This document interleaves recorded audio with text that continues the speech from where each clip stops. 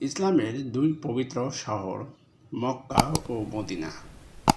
এই দুই শহর শুধু মুসলিমদের প্রার্থনার স্থান নয়, বরং ইতিহাস, ভালোবাসা আর আত্মত্যাগের এক অনন্য প্রতীক। মক্কার গুরুত্ব। মক্কা হল ইসলামের পবিত্রতম শহর। এখানে কাবা শরীফ অবস্থিত।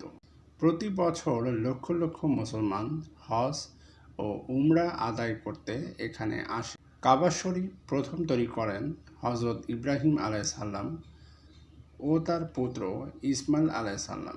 মক্কাতে জন্মগ্রহণ করেন হজরত মুহাম্মদ সাল্লাল্লাহু আলাইহি ওয়াসাল্লাম। মদিনার গুরুত্ব।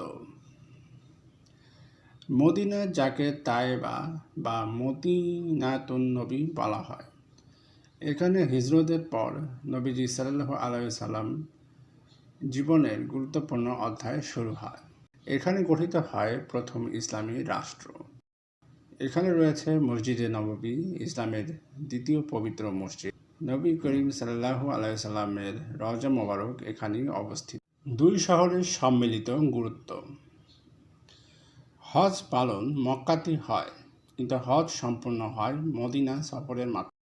উভয় শহরের ইবাদতের একটি সওয়াব হয় 100 গুণ পর্যন্ত। মুসলিমদের হৃদয়ে এই দুই শহর এক আধ্যাত্মিক শান্তি ও ভালোবাসার উৎস। মক্কা ও মদিনা আমাদের ঈমান, ইতিহাস ও ভালোবাসার কেন্দ্রে অবস্থান করছে। এই দুটি শহর শুধু একটি স্থান নয়, এগুলো মুসলমানদের আত্মিক ঠিকানা।